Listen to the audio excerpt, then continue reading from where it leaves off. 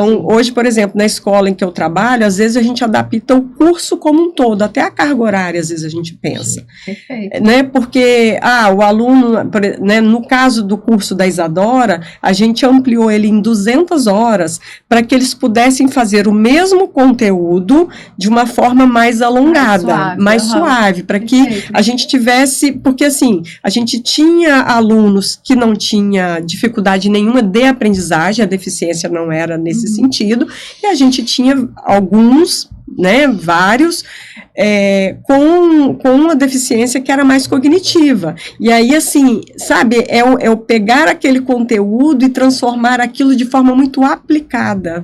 E aí isso é desafiador. Então, assim, algumas vezes deram certo, outras vezes o caminho não foi tão assertivo, mas na medida em que a gente vai exercendo isso também, a gente vai aprendendo. Então, assim, claro que o suporte de pessoas com conhecimento mais especializado, ele é de extrema importância.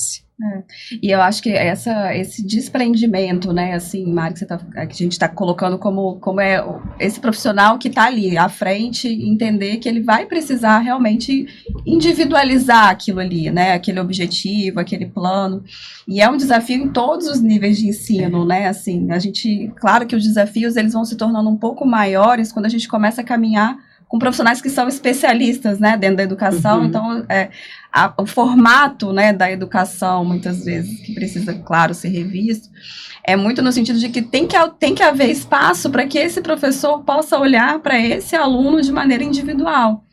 Porque quando chega numa certa idade, né, numa série, enfim, dependendo da etapa em que o aluno está, vai precisar desmembrar, e realmente não existe uma receita, não vai existir uma estratégia que vai servir, por exemplo, numa sala de aula em que você tem 5, 6 pessoas com demandas educacionais, né, diferenciadas, e que a gente vai conseguir transformar aquilo ali para os 6. A gente vai precisar de alternativas individuais.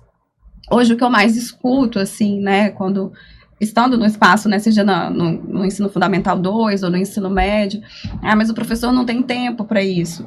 E eu entendo isso, claro, porque realmente para o professor também é complicado, ele está diante de uma sala enorme, com, né, diferentes necessidades ali dentro, e um plano de ensino que precisa acontecer.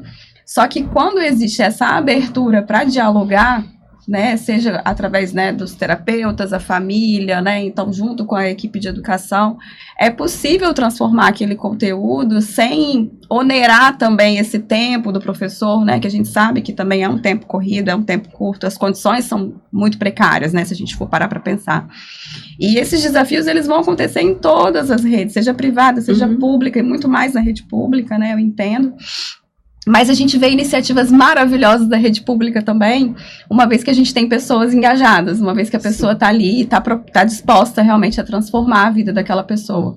Então, me vem, assim, você vai contando, me vem na cabeça vários momentos marcantes, assim, né, da vida da Isadora também, tanto na escola quanto em relação à parte profissional, que é encontrar pessoas nesse momento que estão dispostas a olhar de maneira diferenciada. Porque no final das contas é sobre pessoas. Né, assim, a gente tem lá a estrutura, as regras, as leis, né, a forma como precisa estar colocado, mas a gente depende muito dessa parceria, a gente depende muito desse encontro desse profissional que está ali no dia a dia. E eu acho que quando você dá esse exemplo, né, da mudança do formato do curso, para que seja mais suave e tudo mais, enfim, são alternativas, claro que precisam ser criativas, mas que são viáveis, elas são possíveis de serem feitas. A gente não precisa, né, esperar que em todos os segmentos, né, as camadas de educação, a gente vai conseguir atuar da forma como sempre fez. Da mesma forma, elas vêm por isso, né?